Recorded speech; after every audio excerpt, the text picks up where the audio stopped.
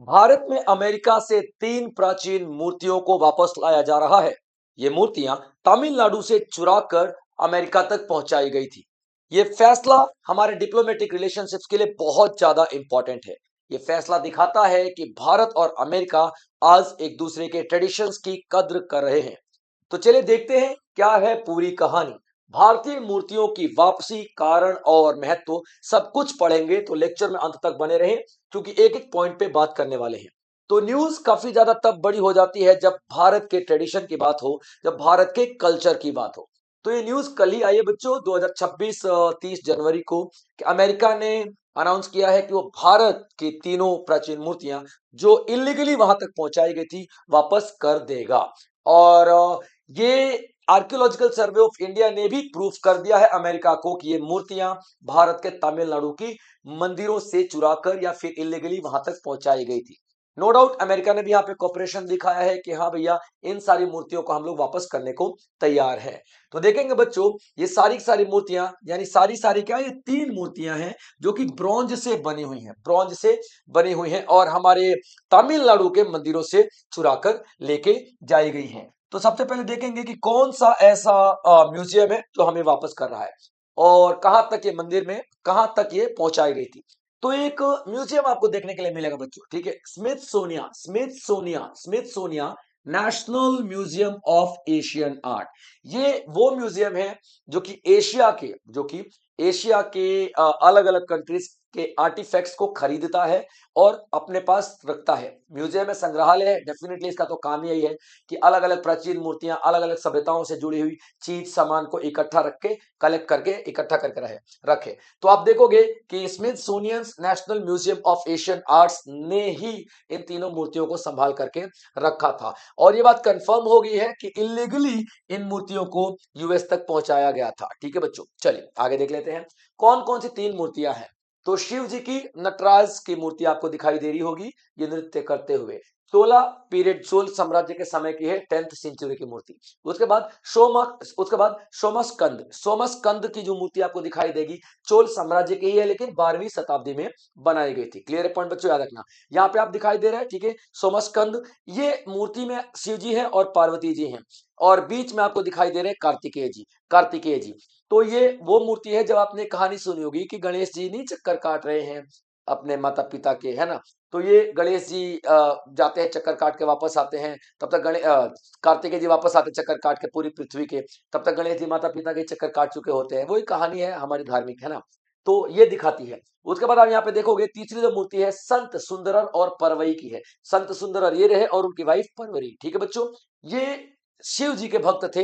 ये शैविज्म को दिखाते हैं, शिव जी के भक्त थे। यानी कि तीनों की तीनों मूर्तियां आपको दिखाई देंगी शिव जी से जुड़ी हुई है, शिव जी से जुड़ी हुई है तीनों की तीनों मूर्तियां, याद रखेगा बच्चों। ठीक है, चलिए आगे की कहानी देख लेते हैं, आगे की कड़ी क्या कहती है। अब हमारे कल्चर की बात कर लेते हैं। तो ये तीनों की तीनों मूर्तियां ब्रॉन्ज से बनी हुई हैं और इसमें इनको बनाने के लिए एक टेक्निक का इस्तेमाल किया गया है, lost waste casting technique. Lost waste casting technique का मतलब क्या होता है बच्चों, कि हम लोग जो मोम को पिघला करके एक सांचा तैयार कर लेते हैं और उसी में हम लोग ब्रॉन्ज को डाल देते हैं पिघला के, और फिर हम लोग जब गर्म करेंगे उसको तो मोम तो पिघल के निकल जाएगा, ये सांचा यानी कि एक पूरा ढांचा बन जाएगा इस मूर्ति की।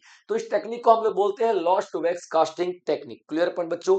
और इन जो देवी देवताएं हैं हमारे, इनको हम लोग जीवित देवी देवताओं, लिविंग डाइटीज मानते हैं। हमारी आस्था इनमें इतनी ज्यादा दिखाई देती है।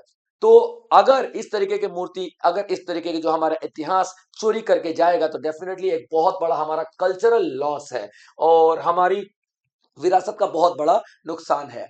अब देखते हैं किस तरीके से ये पहुंचाई गई है मूर्तियां यूएस में। एक एक चीज को देखेंगे। देखिए, जब हम लोगों ने यहाँ पे रिसर्च किया, हम लोगों ने रिसर्च क्या किया, ऑनरशिप की बात की कि ये मूर्ति का ऑनर कौन है, इसका इतिहास देखा। ऑनरशिप को हम क्या बोलते हैं, प्रोवेनेंस, प्रोवेनेंस हम लोगों ने देखा। तो एक एक मूर्ति के ऑनरशिप का जब हम लोगों ने रिसर्च किया, आर्कियोलॉजिकल सर्वे ऑफ इंडिया ने रिसर्च किया, सबने रिसर्च किया। अमेरिका में वो अलग रिसर्च कर रहे हैं, हम लोग अलग रिसर्च कर रहे हैं। तो ये पाया गया कि 1956 से लेकर के 1959 के बीच में जितनी भी तस्वीरें ली गई है ना, ये तस्वीरें लेते टाइम तमिलनाडु के इन मंदिरों में ये मूर्तियां मौजूद थी। तस्वीरें जो आज देखी गई हैं, ये उन तस्वीरों में, ये मूर्तियां उन मंदिरों में मौजूद है तस्वीरों के हिसाब से। ये साबित होता है कि हाँ भैया, तमिलनाडु के मंदिरों में ये मूर्तियां हुआ करती थी। Clear point. अब आप देखोगे कि एक फ्रेंच इंस्टीट्यूट ऑफ पौंडीचेरी है, फ्रेंच इंस्टीट्यूट ऑफ पौंडीचेरी है, यहां पर ये सारी की सारी तस्वीरें मिले हैं। हमें कहां से मिली तस्वीरें? तो फ्रेंच इंस्टीट्यूट ऑफ पौंडीचेरी में सारी की सारी तस्वीरें मिली है, तो हमको पता चला है। और आर्कियोलॉजिकल सर्वे ऑफ इंडिया, आप सभी को पता है, यही हमारे इतिहास की खोज करता है। तो आर्कियोलॉजिकल सर्वे ऑफ इंडिया यानी कि एएसआई ने कंफर्म किया कि हाँ भैया, ये मूर्तियां जो हैं इस तस्वीर से मैच कर रही हैं, यानी कि भारत की विरासत है, भारत की ही मूर्तियां हैं। इतिहास देख लेते हैं कि किस किस तरीके से ये मूर्तियां वहां तक पहुंची हैं और कौन कौन सी मूर्ति किस किस मंदिर की है। देखिए, तो शिव जी का जो नटराज मंदिर है, शिव जी को नटराज वाली मूर्ति है, वो भाभा श्री भाभा औषधेश्वर टेम्पल, औषधेश्वर टेम्पल, श्री भाभा औधा श्री भाभा औषधेश्वर मंदिर से है, जो कि तमिलनाडु में। क्लियर पॉइंट बच्चे, याद रखना। अब कैसे पता चल रहा है कि ये शिव जी की मंदिर, शिव जी की जो नटराज की मूर्ति है इसी मंदिर से है? तो एक फोटोग्राफ मिली है, ये फोटोग्राफ 1957 में ली गई थी। और ये कौन से मंदिर की है? तो श्री भावा औषधेश्वर मंदिर, जिसमें शिव जी की नटराज वाली मूर्ति लगी है। और ये कहां पे है? तंजावुर डिस्ट्रिक्ट, तमिलनाडु में। अब आगे देखोगे, जो ब्रॉन्ज की जो स्कल्पचर है, ब्रॉन्ज की ये मूर्तियां हैं, ये कहां पर पहुंचाई गई हैं? कहां पर? तो देखिए, Doris Doris Wiener gallery in New York, Doris Wiener gallery in New York. अभी देखिए, ये जो मूर्तियां चोरी होके जाती है ना, तो ये इनकी कीमत अरबों में होती है, अरबों में लोग इनको खरीदते हैं। तो एक और आपको गैलरी दिखेगी, आर्ट गैलरी यूएस में, जिसका नाम क्या है? Doris Wiener gallery, Doris Wiener gallery in New York. इसने क्या किया? 2002 में इस मूर्ति को किसे दे दिया? इस मूर्ति को national museum of Asian art को दे दिया। समझ में आया? देखिए, यह मूर्ति कब चोरी हुई, कैसे स्मगलिंग हुई, इसका तो कोई इतिहास नहीं है। बट हाँ, इतना जरूर पता है कि किसी एक बंदे ने डॉरिस वीनर गैलरी, जो कि न्यूयॉर्क में है, उसे ये मूर्ति बेची थी, नटराज जी, नटराज जो मूर्ति है शिव जी की बेची थी। और इस आर्ट गैलरी ने 2002 में ये मूर्ति किसको दे दी थी? तो national museum of Asian art, जहां पे मूर्ति आज की डेट में रखी है। ठीक है, अब बात कर लेते हैं, ये नटराज जी की मूर्ति आपने देख ली, अब दो मूर्तियां और आपने देखी हैं।